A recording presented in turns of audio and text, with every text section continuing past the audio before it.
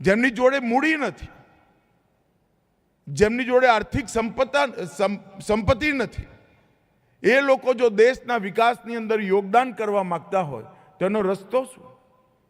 એમને કામ કરવું છે, હોંશ છે, ધગસ છે, મહેનત કરવી છે, કામ કરવાની સમજણ પણ છે, પરંતુ મૂડી નથી.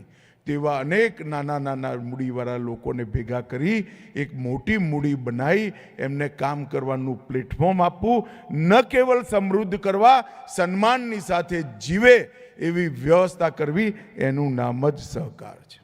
અને મિત્રો, એટલા માટે 70 વર્ષથી આ દેશની અંદર એક માંગ હતી, 70 વર્ષથી, કે સહકારિતા મંત્રાલય રાષ્ટ્રીય સ્તર પર થવું.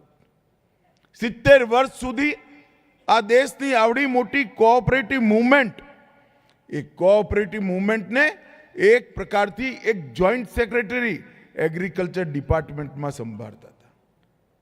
નરેન્દ્રભાઈ ગુજરાતથી કોઓપરેટિવ મુવમેન્ટના ચમત્કારો જોઈને દિલ્હી ગયા હતા અને નરેન્દ્રભાઈએ 3 વર્ષ પહેલા સ્વતંત્ર સહકારિતા મંત્રાલય ભારત સરકારમાં બનાવવાનું કામ કરી સહકારી આંદોલનમાં નવા પ્રાણ પૂરવાનું કામ આપણા નેતા નરેન્દ્રભાઈએ કર્યું.